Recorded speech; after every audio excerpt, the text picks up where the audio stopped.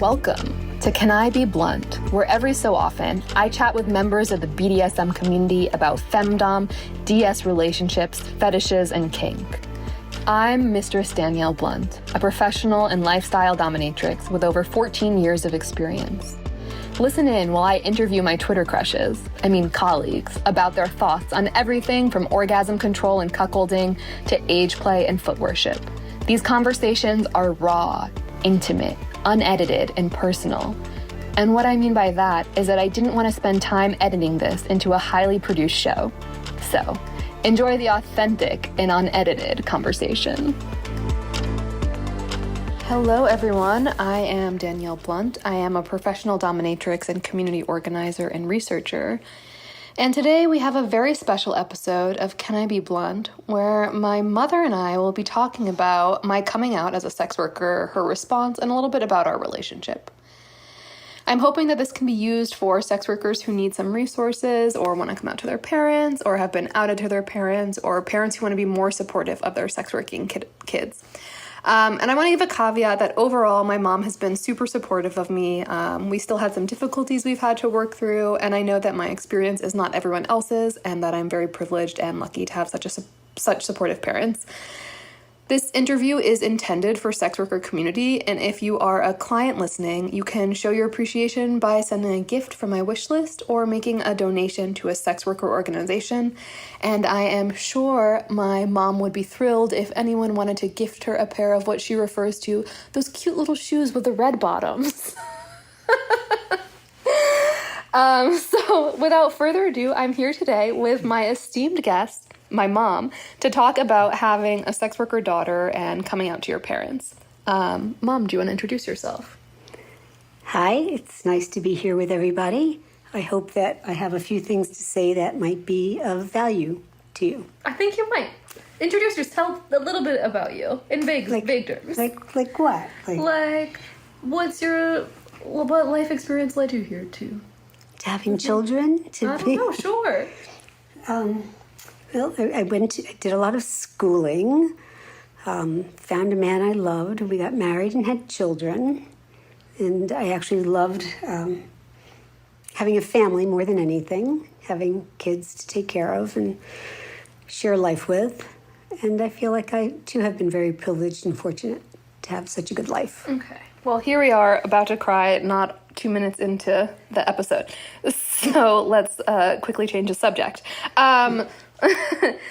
So I spent some time, I've been doing this interview series, as you know, a little bit, and I was really excited to chat with you, and I spent some time on Twitter gathering some questions from folks that they might have for you. And so I thought that we could sort of start from the beginning, and I was curious if you could talk a little bit about our relationship and a little bit about your style of parenting and your approach to sex education. I think that feels like really important for me in the conversation. So, you have been very supportive of me, and I think sort of your parenting style kind of made that a little bit easier to take in, as well as sort of, I also feel like it's important to talk about how my family was teaching me about harm reduction as a kid and decriminalization from a kid. I think a lot of that was coming from my dad, but it was kind of,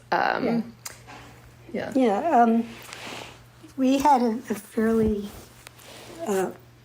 open kind of family relationship. We wanted the kids to know things. We didn't need to hide things from the kids. It was very important for me that they understood who they were from a very young age, what sex was about from a very young age. Because, your body parts are your body parts. They're nothing to be ashamed of. I did have friends who felt otherwise, but that's their issue and their kids' issues. I can't help that. We were open with the kids, but we did also expect them to behave properly. What does properly mean?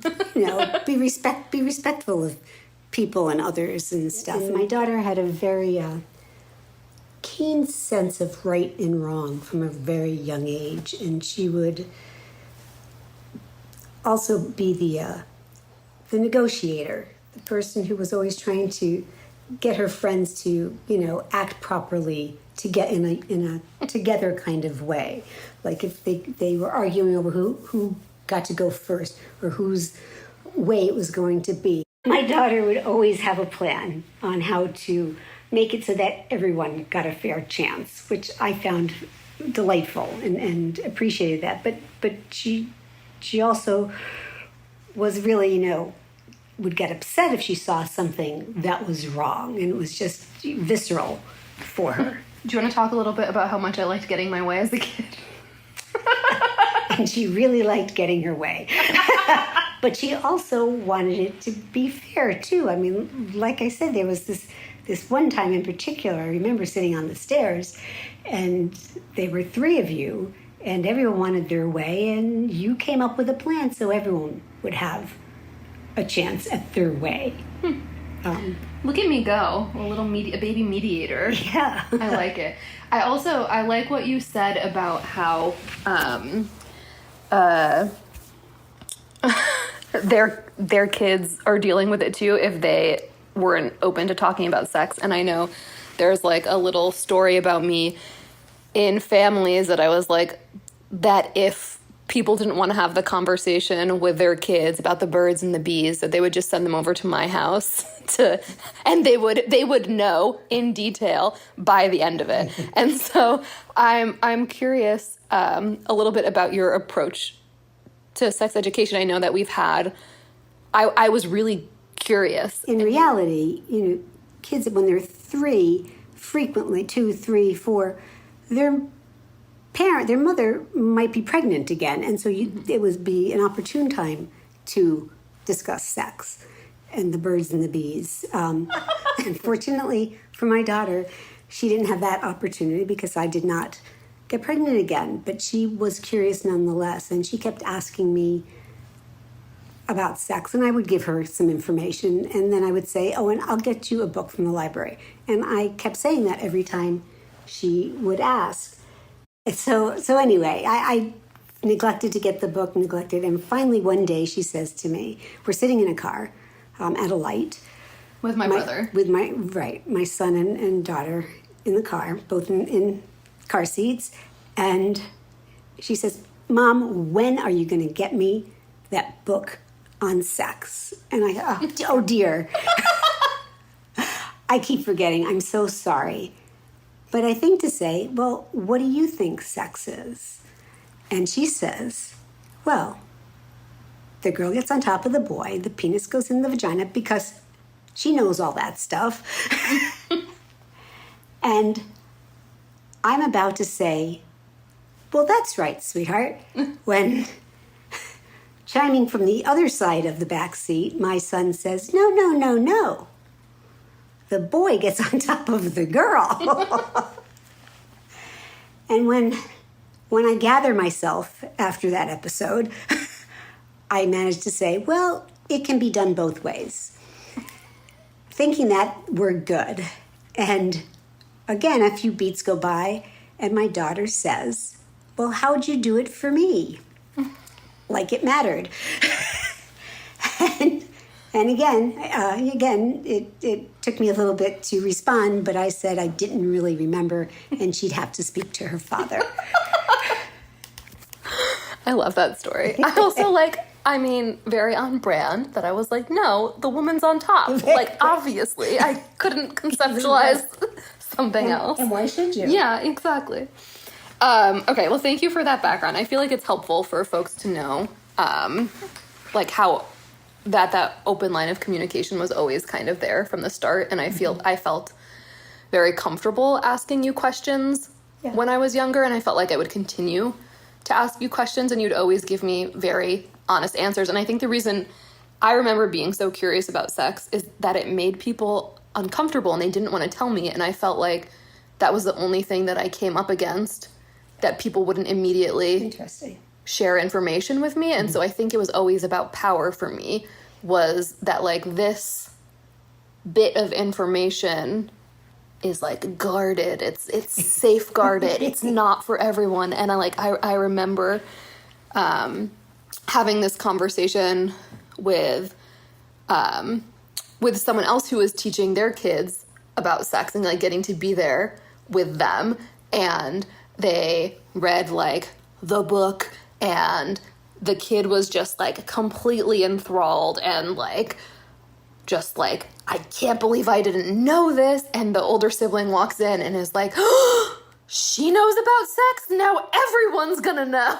And I just thought it was so funny, like this precious information that like we must not talk about and is so taboo. But I feel like you also, you know, volunteered with Planned Parenthood, and I feel like all of this was very important to you as well. Absolutely.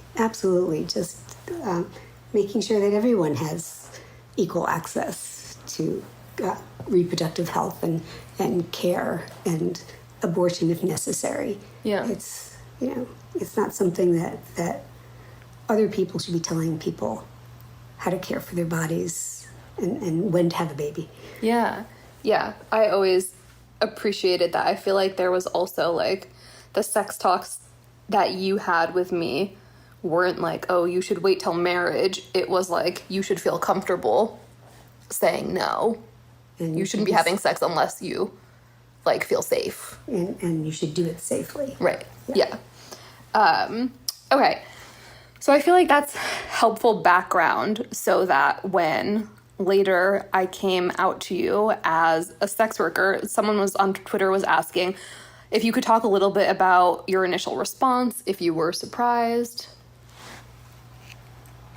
I guess there's a little surprise. I mean, it's not what you think your child is going to do with their life. And even at that point, I didn't think that's what you were going to do with your life. But again, the main concern was not, oh God, what are people going to think? It's, oh my God, is she going to be safe? How do you navigate this so that she can come home for dinner at night and be around for us? So that was primarily right. what it was. I think you guys were always, particularly my dad, were obsessed with my safety. Safety first. Yeah, and I think safety first was a big part. But I think, like, I was thinking about, too, I feel like because we had that open line of communication, when, like, I found out about kink, a friend went to a lecture at a university on BDSM, and they were like, people have spoken about you, and this seems like something you might be interested in, and like sent me a link, and I was like, oh wow, like I didn't know there was this community. I didn't know there was like this language for these things that I've been interested in since I was younger.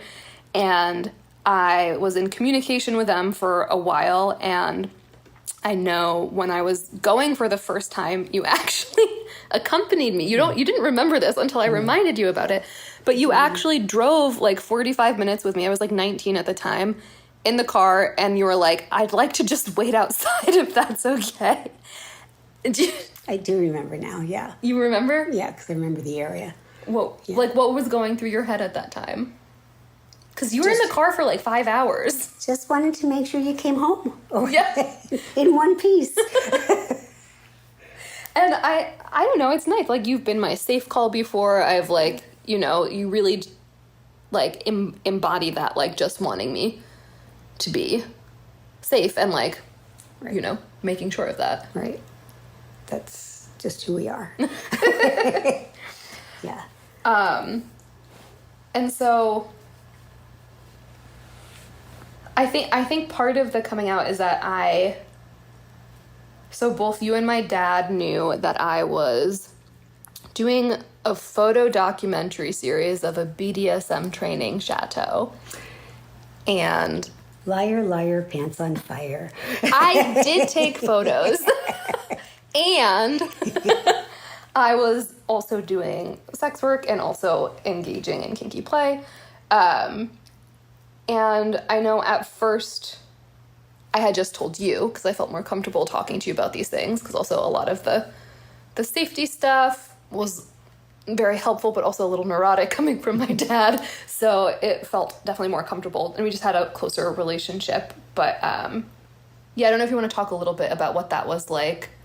I had asked you. You've always also been, like, really good about, you know, respecting my boundaries, and, like, you know, I feel like the questions you ask me are very appropriate, and, like, around, like, safety and interest in, like, my field, rather than, like, inappropriate questions about, like, specifics of my work that feel invasive. It's always kind of, like, with an air of curiosity.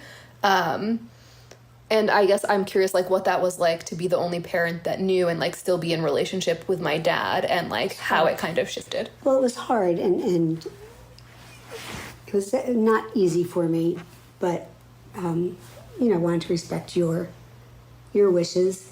But knowing that Dad wouldn't mind, that again, his role would also be one of safety, just probably to a little more degree than me. And it's hard. It's hard not sharing that. It would have been easier for me to be able to have someone else to talk with about it. And so then how did Dad find... I can't remember the exact instance, but I think my friend was doing sex work, and her dad found out, and I gave her dad permission to call you, and I think Dad overheard that phone call from my memory. I can't remember exactly when. But I think you were just like, please, can I tell him now? Yeah. And I said yes. Okay. I didn't think that was when, but... when do you think? I don't remember what surrounded it, but it was just becoming more than I could handle. Yeah. On my own. And Dad is just such a different person when it comes to the way he approaches taking care of things. It's... Yeah, his first... methodical. When he found out, he called... When you talked to him, and then he called me, and his call was, well, I hear you have a new business venture. It makes sense to me. You went to art school, so I don't know how else you'd be making money. And he was like very pragmatic about it. That's the word, and then pragmatic. the second question, he's like, "How are you staying safe?" And I kind of like walked him through some of like some of the screening tools used, some of the vetting tools, and like talking about sharing some of that information. It was a very quick conversation, and you know, it's been nice to be able to talk to my parents about my work, and like when I'm doing well, I can share that. And like I think that, you know, I have other relationships with family where I'm not out, and I think it really does kind of like cause a chasm where like I just can't talk about my life. And I remember one time when I went to a family wedding, and you were very sweet. You bought me a pair of heels, and they were like little black leather stilettos, and you go, for work or play. And it was very cute, and I wore them to the wedding, and I was like, you remember? I don't remember. I do. And I wore them to the wedding, and I was like, I don't know what to tell people what to do. Like, I feel so like uncomfortable. And first of all, no one asked me fucking anything about myself, which I think was an important lesson to learn. You can just ask people questions about themselves and they'll get lost. And I was just complimented on the shoes. So I remember like it like feeling like a really like a synchronous moment. That's funny. Kind of lining up. Okay, someone else on Twitter asks, what were some of your first thoughts when you found out? And what do you think now after learning more about what I do? Well, we were worried, you know, like what kind of a life is this going to be for her? Not truly understanding what she was capable of. But she's a good businesswoman. And Thanks, she's made some very, very good moves in how she structures her life around sex work, and it works very well for her. And that was another reason I wanted Dad to be involved, because he's also a very good businessman, and could help her with the business side of her work, because it's a business. Dad's taught some investing classes for sex workers and like financial literacy classes for sex working friends, which has been very, very sweet because I feel like he really set me up for success with a lot of the financial literacy stuff and like making me read. He was like, why aren't they teaching this in school? I will teach this to my child. But I remember, I mean, you were just a good business person from the get-go anyway. I remember as a babysitter, she wanted to be paid what she was worth, not just what the going rate was. You know, if there was more than one kid, she expected more. There's more work for it. And it was just very interesting. I remember you putting out a little advertisement, and you copied it at the synagogue, on the synagogue copier one day. And the rabbi's wife said, "You're never going to get this money for that." Like, put her down for, instead of, encouraging her, she didn't have to hire her, just encouraging her to like, oh, you want an extra $1 per kid. That's... Yeah. I was later babysitting for their children, so. She was able to value her time at an early age. Yeah. At 13. I think so. And okay, so I feel like this is less about having a sex worker daughter and more just about me, but I also was always obsessed with money and cash. God, yes. Like some of my like earlier memories of was like ironing my babysitting money and like, just keeping it like my precious just like close to me. Yeah. I don't remember. You don't remember me ironing my money? I do. Money. And then I would try and exchange the singles with you for bigger bills because it felt better. It's funny. What do you think now after learning more? Well, okay, so I guess you hit on it a little bit with, I'm curious about like the stigma, like you... I didn't get that. Could you try again? Okay, let's turn the surveillance off, Mom. I don't know. I will teach you. I think like you talked a lot about like how safety was a big concern for you, but I also feel like there is some stigma. And I know coming from Dad was very much like, good for you, hustle how you need. You went to art school, like you're disabled. This all like makes a lot of sense of like figuring out how to like make money in a way that works for you. Like I already think sex work should be decriminalized. Right. Like he always felt that way. It felt like, but I still feel like there is some both stigma and like respecting my boundaries of not outing me, like kind of like the circle right. of it and like how I can kind of both feed each other because you don't really talk about what I do with a lot of people. And so I'm curious how you kind of like navigate that. And like now we've talked about it and you like have my consent to tell your friends as long as you tell me who you've talked to about it. But I'm curious like how you've kind of navigated that. Like it's difficult for me not being able to talk about what I do a lot, but I imagine too. And like also like when I'm doing well and you like want to brag, like how you kind of navigate that. Yeah, that's a little strange. I have not told a lot of people because I don't think a lot of people have the capacity to understand and be accepting of it. And so I try very carefully to only say it to a very few people and be able to have a conversation with them about it. I don't think most of them, the handful of people that not, I don't think it's extremely comfortable for them. Yeah. So it doesn't encourage me to share more, but I talk a lot about the other side of what you do, the activism, the education, that kind of thing. And I'm very proud of all aspects of what you do and your outreach and whatnot.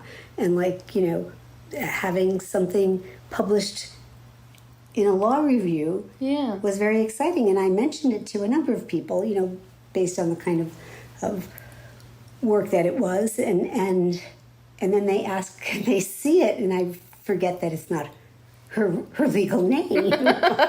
So it's a little I know, I can't awkward. share. I feel like Grandma would like to see it It's too. a little awkward. But it's fine. It's yeah. fine. I don't need to have that pat on the back from people for about what you do. I'm good being proud of. I remember one time too when I often will. I have so many different answers when people ask me what I do. First, I black out and have no idea what will come out of my mouth. So it's just like anyone's game. If I'm not talking about what I actually do, or if I'm not talking about like the robustness of all the different aspects of the work that I do. And I remember one time a family member was asking me what I was up to. Well, first of all, I wish I could come out to my... I wish I did come out to my grandma because she's so concerned about how I'm making money after going to art school. And I just feel like doesn't believe that I'm doing okay. Part of me is like, maybe she'd be relieved, but I don't want to go there. But I think I'm remembering like talking about some of the research that I was doing and talking about how I must have been researching the impact of content moderation on sex working communities. And one of my family members was like very confused by my use of the word sex work and was like, aren't they just trafficking themselves? And I'm like, I'm going to stop talking right now and go get a drink. Like, noted. Like, understood. And so like, I think it goes back to like the start of the conversation. Like, you guys made me feel safe enough to come out that like I wouldn't have to do a ton of emotional labor, which I think sometimes you have to do anyways. There was like a lot of emotional labor that went into it from both of us. But also that like I wouldn't be abandoned or like kicked out of the family, and I think there has to be like a certain amount of trust for people to feel comfortable sharing, especially with such stigmatized and taboo and criminalized labor. I guess I have a question about like, what was your understanding or exposure to sex work before my coming out? Very little. I mean, I was aware of it, Dad and I did, you probably don't know this, Dad and I did some adventuring, but not much. But we would go into the city occasionally, or when we went to other places, check out leather clothing shops and stuff. Kinky stuff. That's why you had the boots for me That's why I had boots for you. Exactly. So I mean, aware of it, but just for private use. So nothing. Was that more kink or sex work? Or Kink. Okay. Kink, I would say. But aware of sex work because we always felt it was ridiculous to have it be criminalized. Yeah, I feel like from a very young age, I like understood the link between movements for bodily autonomy, like with just how you would, I feel like you would talk about reproductive health and Dad kind of tied it together for me with like the decriminalization of all drugs and as well as like other movements for bodily autonomy and like... Right, we didn't talk about decrim of sex work when you were a young kid. No, but it just, it made sense. It like all of these like harm reduction models and like what robust care could look like and how people need access to resources and how limiting access to those resources is an act of violence and just like reduces health outcomes in so many different capacities. I feel like it was already kind of tied in so much. There were like things that like happened later in my life that I feel like radicalized me further in like furthering my analysis and my understanding, but I feel like that kind of set me up in right. Probably. Yeah. And so, okay, so it sounds like you didn't have a ton of understanding about sex work other than like knowing it was a thing, thinking it was maybe dangerous, it sounds like, and not something people really talk about. And usually the woman got sent to jail.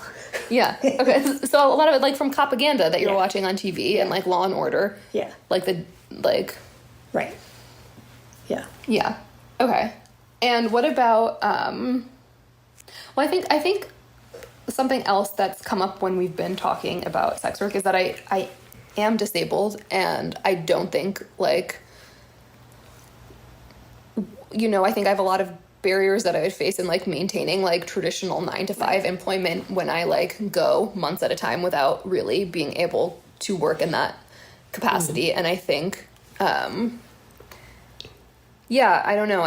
I'm curious some of your thoughts. That's not what got you into it, though. No, it's not what got me into it. I think it is why I didn't, I mean, first of all, I was working a job in, like, as a production assistant when I graduated. You hated that. Yeah, and it's the most I've been sexually harassed. It was, like, an incredible abuse of, like, power dynamics from some of the people on the show that, like, made me deeply uncomfortable, and, like, didn't feel like I could say anything, like, had to, like, you know, if I wanted to, like, be successful. Because you also had an in on that job, so you felt kind of stuck. Yeah, I felt very stuck. And then I had been doing some sex work, so I didn't start doing sex work full-time until after that job.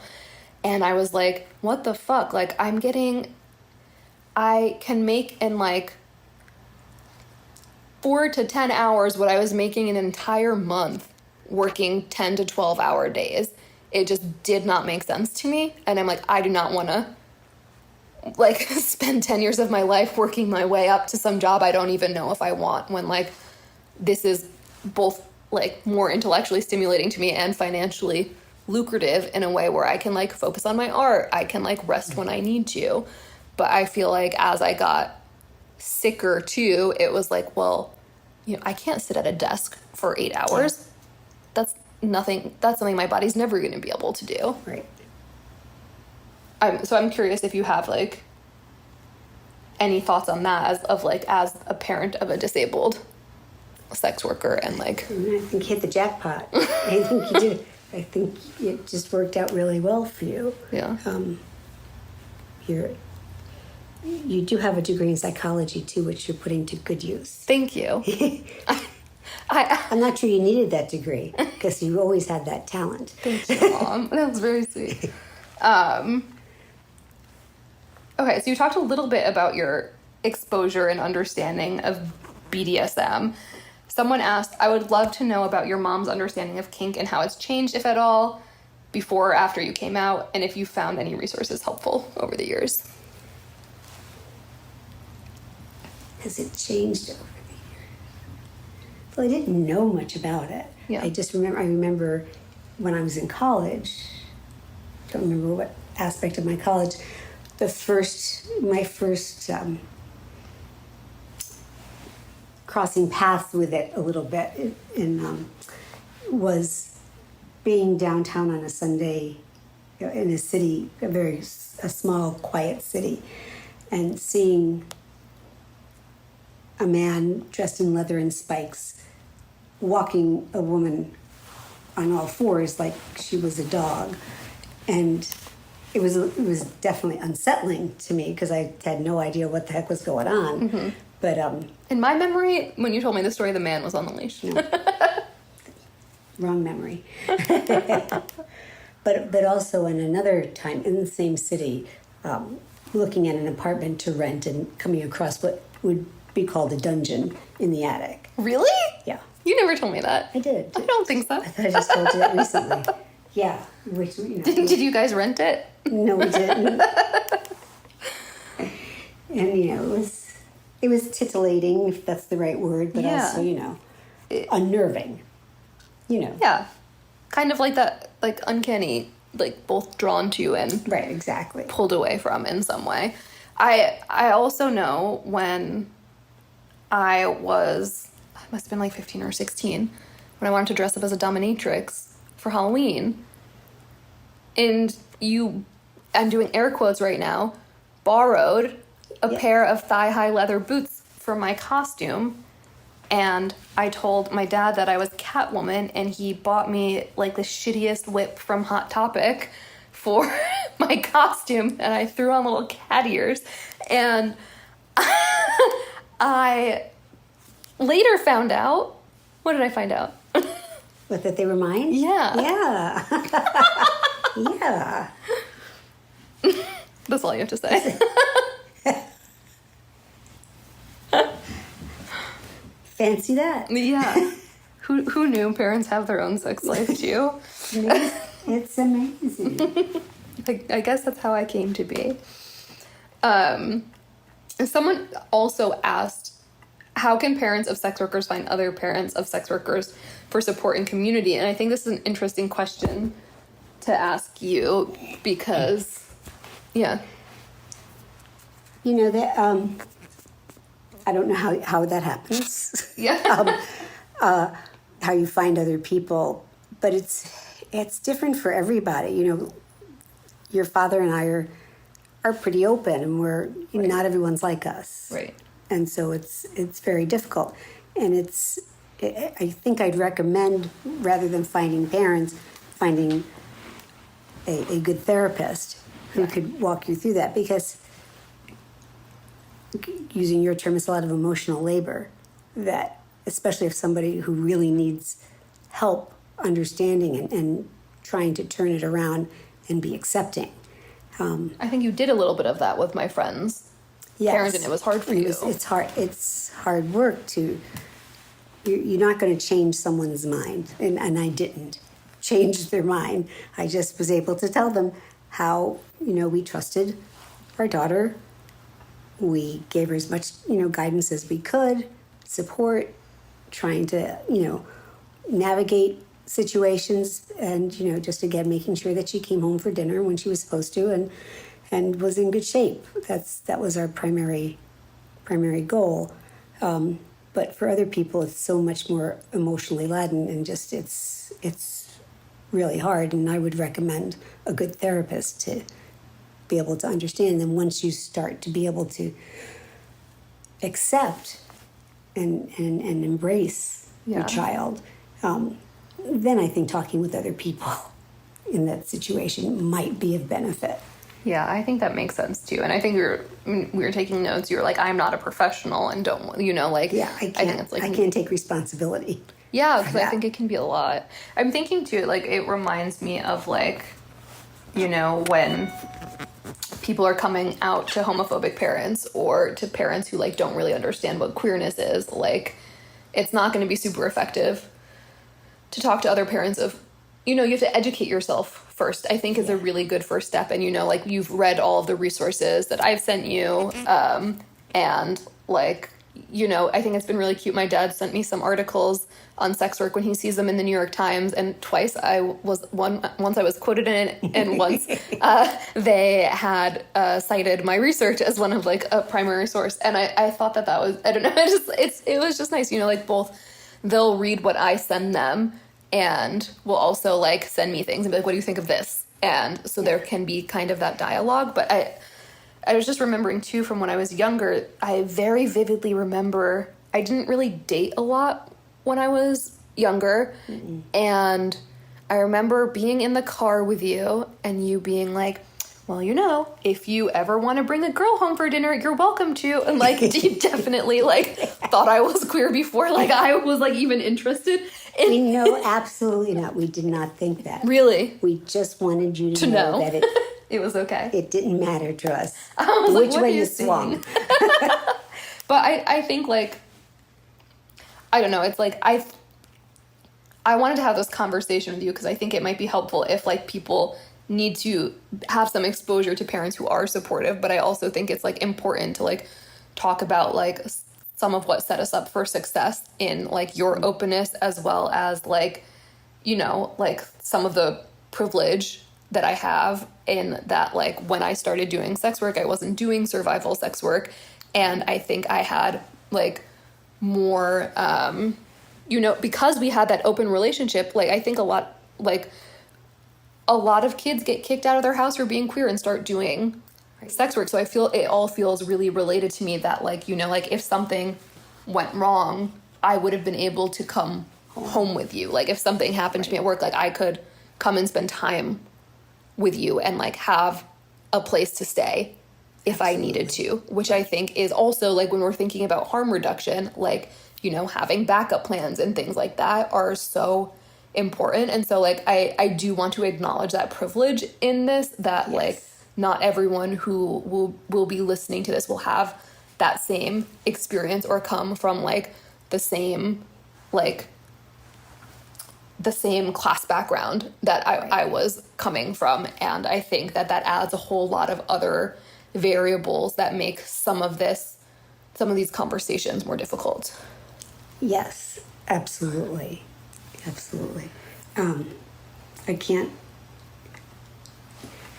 I don't comprehend, I mean, not talking about financial security, you always had that, but I can't comprehend a parent not embracing their child for who they are. You are who you are. I mean, you just don't get around that. Yeah. So that's just always been our belief. And can you change? If you want to. So. Right. I think it can take education. And I think there are things that have like come up that like you guys didn't have as much understanding around, but I think there was always that like curiosity and openness to know me, to like actually want to know me rather than just. I also just think you were overall generally good parents and like never projected what you wanted me to be on it. So I don't think you were also like overcoming the, well, like my daughter's gonna be a lawyer. Yeah. I'm not gonna be a doctor. My daughter's gonna be a doctor. So I think that's helpful too. But I also feel like I've been telling you since I was young, like when people asked what I wanted to be when I was younger, I was like, well, I'll marry rich and divorce. I'll marry rich and divorce. I'll marry rich and divorce. And after my third one, I should be all set. And like, or I would. She did say that. Yeah. At like 3 or 4, right? No, I was older than a little bit older. Okay. Yeah, you were probably 12. But scary. Who thinks of these things? I just didn't want to work. Like I Obviously. I never had a dream job. I like never was like, I loved learning. No, you have a dream job. What? I have a dream job. I will say, my dad has been asking if I can teach you how to hustle men. What? Who, me? Yeah, okay. So I think someone's asking, a lot of the questions that we got were about safety. And I think people will be curious to hear narratives around safety, like parents who want to support their child but want them to be safe.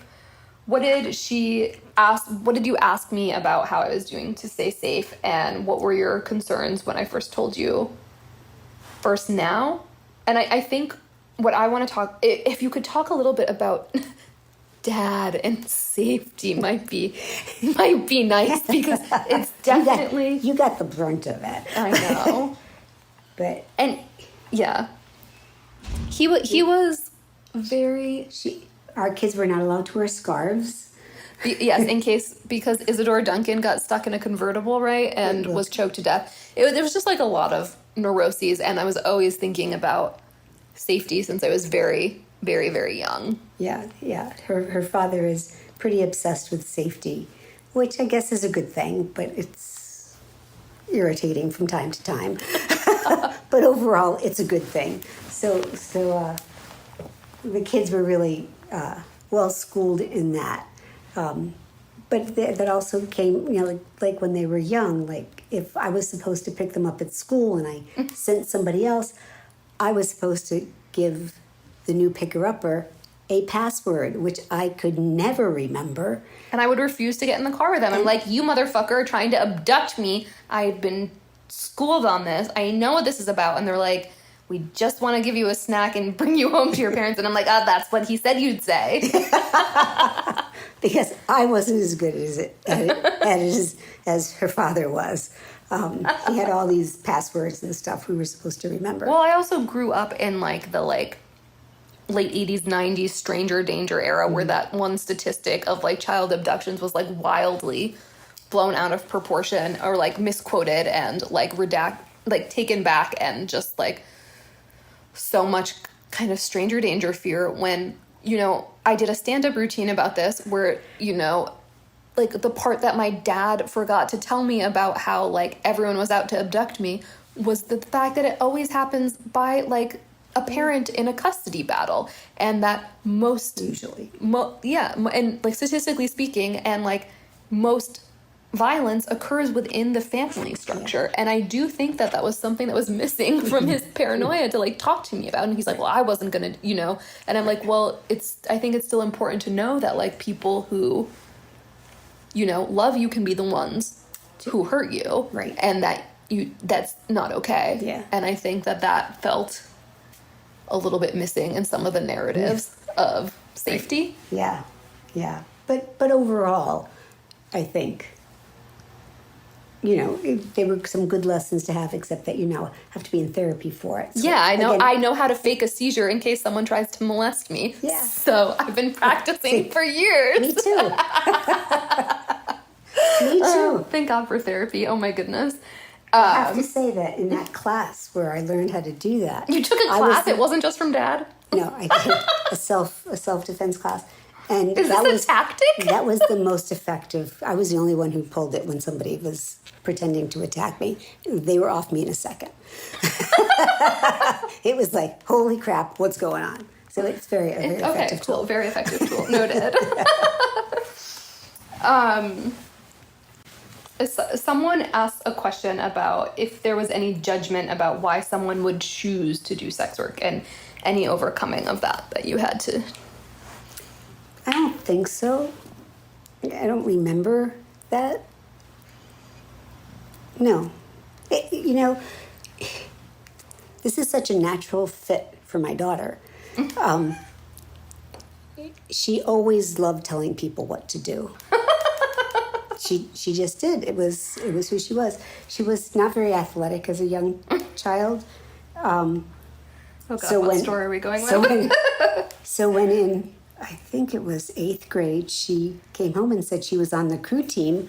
We were ecstatic. It's like, oh, this is great exercise. I can't believe she's doing this.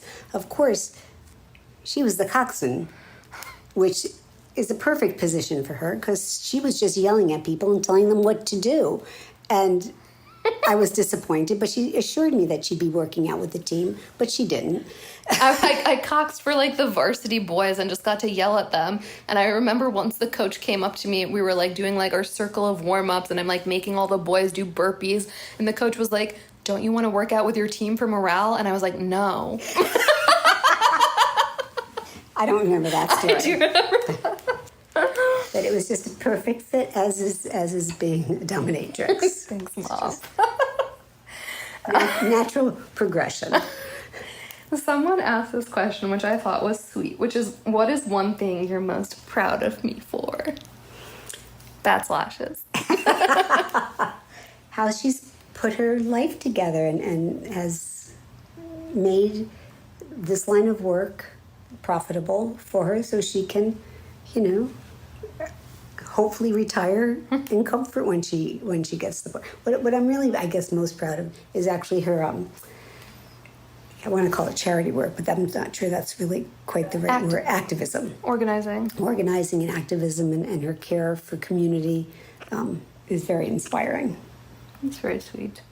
I feel like I learned that from you though. Like, we would go and volunteer with a temple. We were always, like, giving toys to charity. And I feel like... I think you do it on a different level.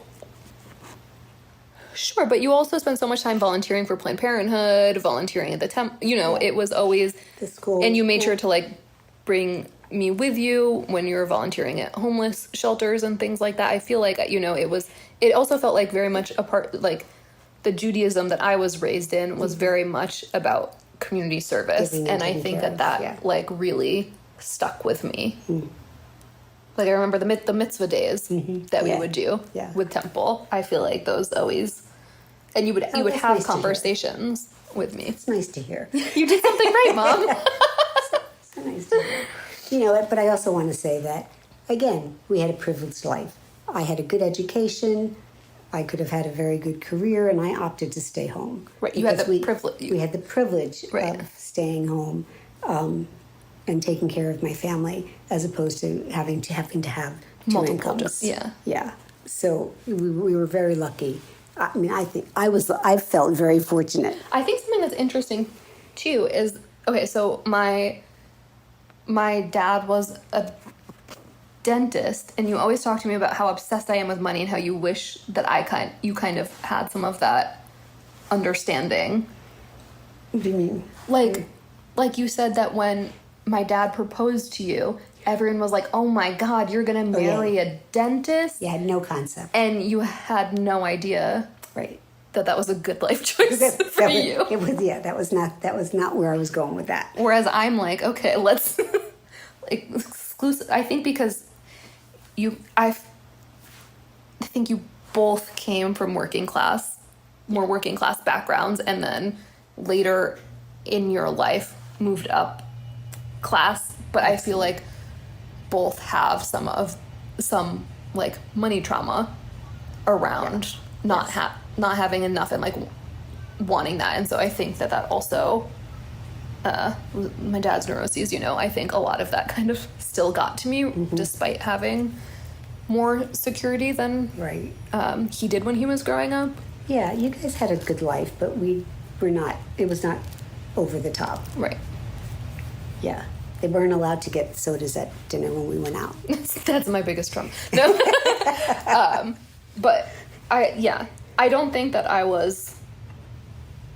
don't know if our like class bracket, I don't even know how to talk about it. Like, I don't know if it changed as I was older or you spent money differently, but both my brother and I have talked about how we didn't, because of the anxiety of the money, we didn't know. Yeah, neither did I. Yeah. Okay. Okay, well, I want to answer the question of what I'm most proud about. You I didn't ask that question. Do you want to ask it? What are you most proud of me for? I think, let me look at my notes. I think just like your openness to both like learn and to like know your children for who they are. I also think you are like a very, very good parent, and I think it is a hard, I think parenting is a really hard, I think it's a really hard thing, and I think it's hard to like not kind of project those things onto your kids, of like the things that you want for them or the things that you wish you did, and like I feel like I never felt like I was like put in the box of your child, and I feel really grateful that you wanted to know me as an adult and not just as your kid, or as like the product of the thing that you made, the shiny thing that you can like show off, my doctor child, And I think well, again, we had a very privileged family, and not everybody had that time to invest. Yeah. Because if everybody's working, yeah, an 8 or 9 hour day and maybe another job on the side, double that, yeah. You don't have that same kind of time. So it makes life different for different families. I also feel like maybe this is I feel like an important part of the conversation too is like I know so many sex working parents who do sex work so that they can spend more time with their kids, and it's like a huge, or like they're caretakers in some capacity caring for like their family members, and like wouldn't be able to provide that kind of care without like a higher hourly rate, so they can work less hours. And I feel like it just feels like an important part of the conversation too, of like how then you can also like make that with sex work too. To hear parents' thoughts on social and professional consequences of having a child in sex work and how that feels compared to reality. I guess that's hard to answer since I don't really share it with everybody, so it doesn't feel like it's out there. Did I already talk about Dad telling me not to do porn? No. I think when I told him what I was doing, he's like, good for you, you're gonna make, I can imagine you'll make a lot of money. I have a mean thing to say. I don't remember remember he said, "Thank God you don't have your mom's feet." I like my feet. I understand that yours are more the what's adored, but I liked my angled feet. You have great feet, Mom. Anyone wants to buy her a pair of Louboutins for her pointy feet, she would be very silly to refuse. But I remember Dad being concerned about my face being on stuff before I really was. And I've been doing sex work for like 14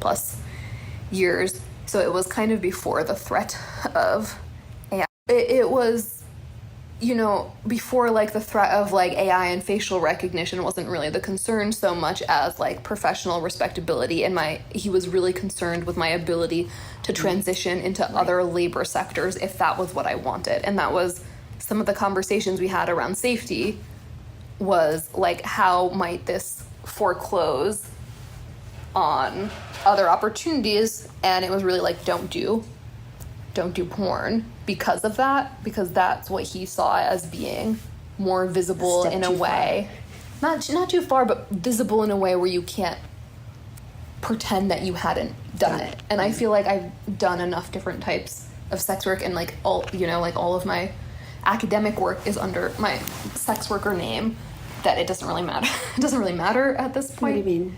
Anymore. Like I've been published in Harvard Law Review under my sex work name, you know, and like, and followed by academics, you know, I don't know, like I have another career other than sex work, and it's under the name I use to do sex work. So it's like not, I don't know. And, you know, it wasn't really a decision that I made super consciously. It was, I feel like I started doing a lot of that around FOSTA, SESTA, and trying to share harm reduction with information with community, and then starting to write about it. I'm like, well, like, I don't want to do this under my government name, my civilian name, so it makes, because I don't have a following, I don't really have personal social media, so it like doesn't, if I want to share information with community, it kind of has to be under my work name. And then it just kind of went from there, where it wasn't really a decision. And honestly, I think everyone should use a pseudonym for everything. Like, just like I would, like, I'm glad I didn't use my government name for a lot. Okay, we're moving on to the next question. Someone says, I feel like a big issue in acceptance is the fear that the choices your child will be misinterpreted or judged by others, or reflect on your identity as a parent. You can love your kid and respect their decision, but still be unprepared to deal with collateral stigma. How has your mom navigated this? What have been some challenges she's faced with stigma and the perception of her as a proud parent of a sex worker? And other people were asking about the need to keep my career hidden. I feel like we've talked about that a little bit, but I'm wondering if now would be an interesting time to talk a little bit about, you know, you've walked with me at like International Whores Day and stuff like that, and like held signs and things like that. And so I wonder like what that is like for you. And you're doing this interview with me and things like that. I don't feel like I'm going to be outed for doing this. Would you have done it if you did? If you thought like one of your friends someone might send it to one of your friends? Well, I don't care then, because obviously there's community there somehow. I mean, it just doesn't matter.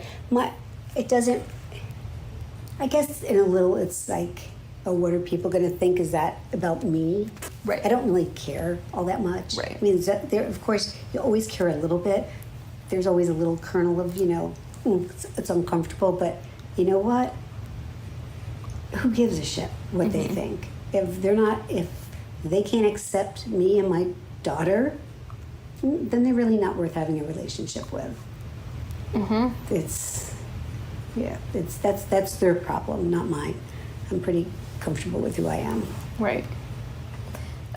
What was it like for you coming to International Whores Day and meeting? I feel like you met a lot of my friends It was you? It was just interesting. I mean, I probably wouldn't have done that on my own, but I had no problem. And you know, your brother came, your father came. It was a nice show of support. Absolutely. It was nice. You guys did an interview for that little zine. I don't remember Too. I just found it the other day. I didn't remember you guys doing it either. God, what did Dad said something really funny? It had to be funny. And yeah, I'll have to find it and quote it. Yeah, I guess what's your relationship to stigma in general, and are there times that you felt like stigma impacting or like judgment from others impacting what you do? I guess I'm not sure I understand the question. Just, I'm curious, like, are you just, like, proud and don't care what people think, or are there, like... Oh, no, you always times? care about what people Yeah. think. I definitely want to do the right thing, but I don't have the self-control not to always make the right choice of what I say. Say more. Well, I say fuck you a lot. And I've been trying... Where does that have to do with stigma? I'm just saying, you know, it's just, I don't need to use that word all the time, but I can't help it. It just feels like it fits the bill. And since you were a young kid, you know, we used to have that, you know, put a quarter in. Yeah, it was all your money. It was all my money going because I was the only one who couldn't not curse. And, you know, I would like not, I feel there's a little stigma for talking like that, you know. I'm sure that people think Have I dirty mouth? how coarse you are. But, you know, I care a little bit. I would like to, I still, after all these years, would like to backtrack on that. So you're fine that your daughter's a whore, but Yeah, but you like, want to curse a little less. Yeah, Okay. I do. Cool. But it's probably not happening. So I'm just trying to be honest with myself. Okay, thank you. And all of our viewers. And all of our viewers.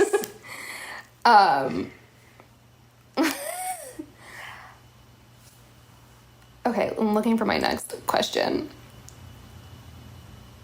Someone asked the most surprising ways your views on sex work, human sexuality, or feminism may have changed or evolved from finding out about my work. No, I think you were comfortable in our relationship because I'm okay with that. Yeah. Yeah. I think that makes sense. But I do feel like your analysis of sex work has deepened and like... Yeah, I mean, I have a little more understanding now of what sex work is or could be. Right.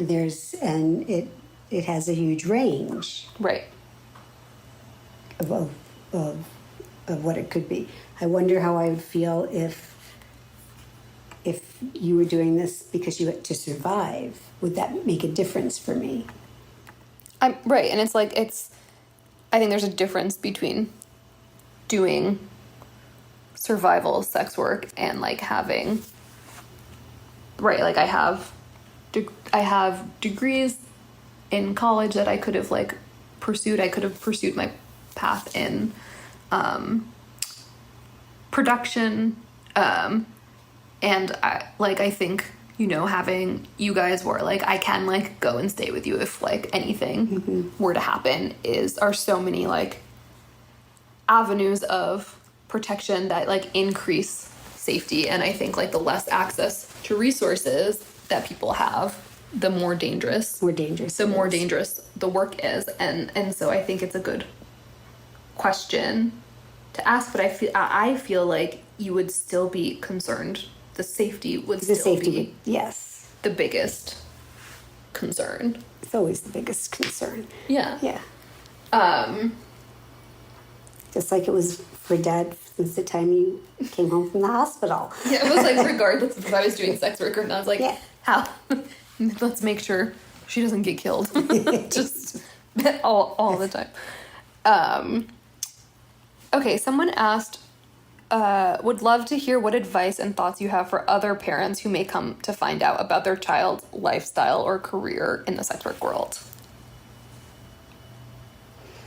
be open, be as understanding and loving as you can, because they're still your child. And people are who they are, and you're not going to change them just because you don't like what they do. You don't have to love what they do. You don't have to love what they do. You just have to love them. I think that's the bottom line. I think too, like, you know, I think like doing the work to foster a good relationship with your child too feels like an important component of it. Like, I think it's like, right, it's twofold. It's like both like the stigma and like not having like the education or resources to really understand what's going on, and like all these questions about like stigma and shame and safety that you can like learn more about to like have a better understanding of the work, as well as like wanting to have a good relationship with your child. Yeah, you have to want that. Yeah. I think like that like robust acceptance feels really important. But I guess I'm curious, did I tell you about how I was used in a right-wing, a friend was asking me this, who was like, one of the Twitter comments was about, you know, like, I do have a very supportive parent, and I think like this would be a very different conversation if it was like kind of about more of like the evolution of like getting you to accept the work that I do, or like you guys being very sex phobic and not really understanding it, and like having to like fight through a bunch of shame and stigma, and like not knowing what kink or BDSM was, instead of like you being like, oh, like what are men into this year, you know? Like I feel both like very privileged in like the life that you made for me, and the way that you guys were able to show up in our relationship, as well as like kind of like the foundational political understanding that has informed my politics to this day. But there was a question about like if like that wasn't the case, or like if, you know, my sex work became very public very quickly, you know, again, outing me in like a very public way, and like how you might navigate that. And did I tell you that I was using a right-wing smear campaign that was all over Breitbart and Fox News this year? I don't think you told me this. I was used in a right-wing smear campaign, and it was like this, the headline was like, OnlyFans dominatrix boasts about urinating on people's faces, blah, blah, blah, on Breitbart. And it had my fucking photo, and I was very nervous. I'm like, thankfully you guys don't look at right-wing news. But it was like very public, and like, you know, like I got a little bit nervous. First I was like, oh, are people gonna subscribe more to my OnlyFans? Like, great free media. It was Biden's FCC nominee was the, right. I think I might have told you about this, was the like director or something of EFF, and they gave me an award for some of the organizing work that I do. Right. And like, I've never met this person before in my life. I don't know that she ever knew who I am. And like, it was used in like this homophobic smear campaign in this public way. And, you know, it's pretty public, you know, like that's, I've given quotes to places, but they don't often use. I've turned down interviews with quotes of the New York Times because my photo would be in it, and that's what my grandma reads, you know? So, right. Like, I think I'm curious, like... You're curious how I would feel about that? Or like, you know, if your friends are sending, you know, if your friend sent you, like, a screenshot of this and was like, what the fuck, you know? Like... Yeah, you should see how much she makes. You know, there'd probably be a learning curve for me to speak with people and let them know that how I'm okay with that. Right. But and I'm sure there's a certain like amount of like being flustered and like caught off guard or like not being able to have those like the conversations in private. I think part of it too for me is like, I feel like you guys were down to do work solo without me. And I think that's a piece of advice that I would give to parents as well, is educate ourselves. Is like educate yourselves. Like, reach out to like a sex work affirming therapist and like ask them some of your like some of the shitty questions that like you just need to ask but don't need to be asked to your child, you know, about like work through some of like this, you know, like I like, you know, I think it's true for anyone who's like coming out as anything. It's like if you don't have the information,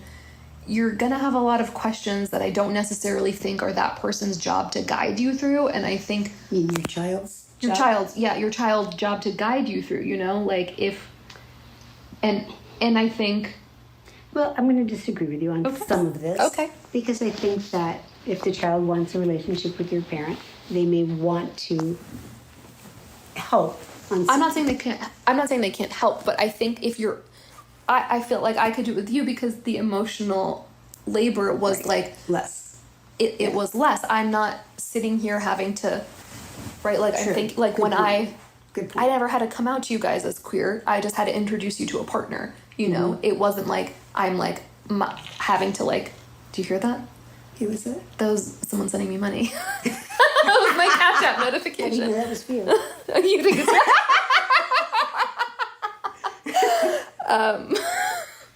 I might be tagged on that. I think like you know. Yes, it feels very different. You know, like I feel like other things have come up in other relationships where you knew where the right thing to do was go get counseling and like talk about it and like unpack it and like where are the like, you know, where are these biases coming from? How can I show up better in this in this relationship? That's not the other person's job to do. And I think that like knowing like Well, I just want to say that I guess I feel differently, just on a little degree. I don't think it's the job to totally educate them. But they need to be open to hard conversations, but also to pointing them in the right direction. Yes, I for sure agree. Because I was in a situation once where it was like cut off. Yeah. You are obviously not, and I had to figure out on my own how to finding a therapist was ridiculously hard for this particular issue back then, but also no resources. Right. But I'm going to disagree with you disagreeing. I think it is a very loving thing to do to provide someone who hurt you or said the wrong thing with resources. I think it's a very caring thing to do. I think it's a very generous thing to do. And I don't necessarily think it is that if you have been hurt, I don't necessarily think it's that person's responsibility. But I do, like, I generally, like, my politics are generally, like, you know, like, assume the best that you're in, of the people that you're in relationship with and, like, want them to do better. And there, like, has to be, even, like, in my BDSM practice, I feel like I've, like, learned so much. And, like, you know, like, when you're, like, right, I, like, when I talk about BDSM and intimacy and vulnerability, it's like relationships risk vulnerability. It's like being in relationship with someone in an intimate way is risky, and like you're not going to always do and say the right thing. And I think that we should have just generally like have more grace with each other, and like especially like if people are always like have not given you a reason to like you know, people fuck up in big ways, people fuck up in small ways. And like, I think just like, if someone wants to learn, and you know, like this is something that I've experienced in a lot of relationships where people have said homophobic things to me in like familial relationships is, you know, hey, would you mind giving this person this book? Like, it would mean a lot to me, has always been my response, because I don't expect people to already have political education, you know? Like, I feel like there is so much... I feel very lucky and very blessed that you guys, like, had an understanding of this and a politics that were, like, already fighting for, like, the decriminalization of sex work, because you knew that's what would make it safer.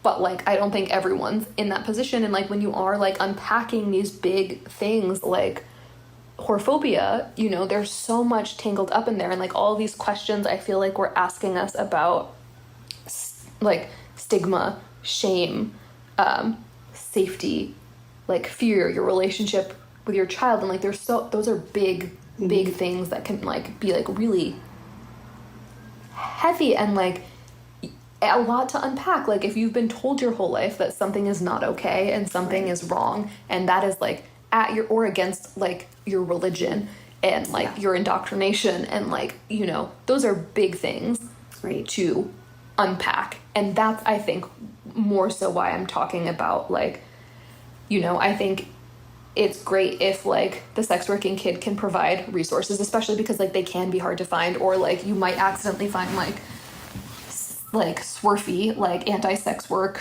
feminist literature if like you're just doing a search and you like don't know what to look for. So I think it can be really helpful, and I hope that like, you know, maybe this can be something that people can listen to and be like, oh look, it maybe something is possible, or like I could try X, Y, and Z,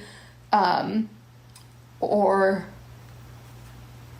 I don't know, I wish my mom was as cool as my mom, but like I don't know. I think it's like a combination of like, I feel like with people who have been whorephobic towards me, I've had to, you know, kind of like,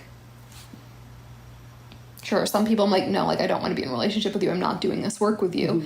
And if like I have to be in a relationship with them, or I want to be in a relationship with them, I'm like very down to provide them with resources as long as they're like willing to show up. And I think that that's important, but I cannot emphasize enough how important I think doing some of that work on your own is too. Absolutely. You know, I wasn't saying that they had to like, you know, sit down with me and do this. A few resources would have been a good start for me.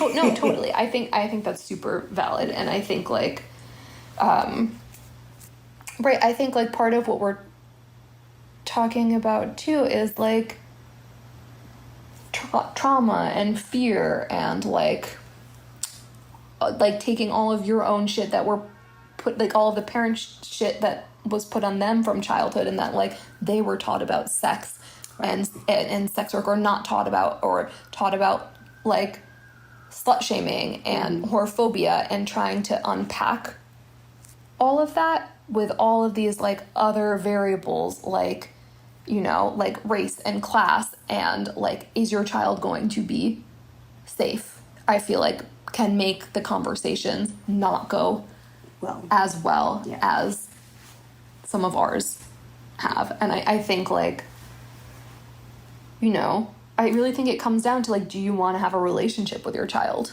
And do you want to have like a relationship with your child where, you know, they can talk to you about what's going on in their life? And like, I feel like that's what so many parents like want, you know, when you talk about like, I just want like, you know, them to feel comfortable coming to me, but like, what are you doing to actually ensure that they are? Yeah.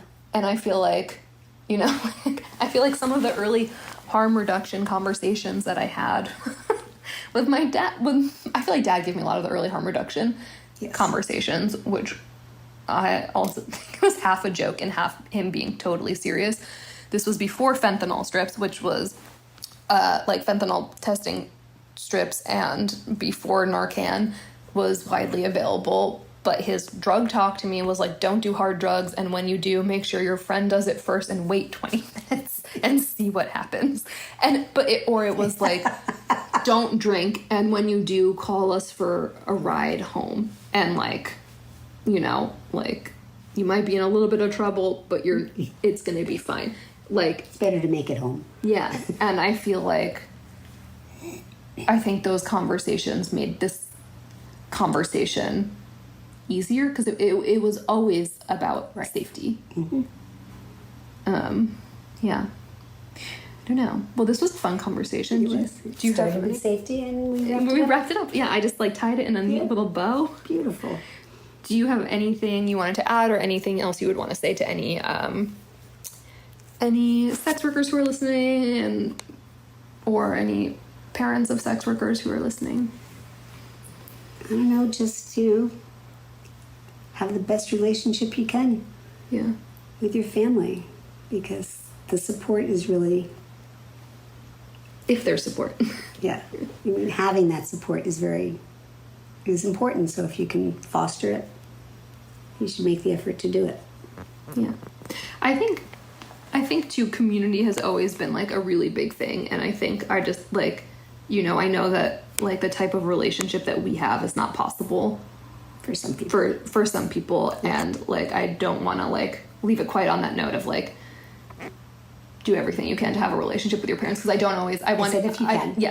I don't think that's what's best for everybody. everyone, and if you know like Absolutely. I think But like, you're right. your chosen community- family and community and like having sex work community to like have some of these conversations with, as well as like community with people who like had to cut their family out because they weren't supportive, or they outed them, or like were like other acts of violence in some way, you know, like relationships with family are really complicated, and I feel like our relationship is pretty good and not Yeah, that complicated in those ways. You do have a very deep community Yeah. that you're very involved with, which is great, because that gives you a lot of support as well. Yeah.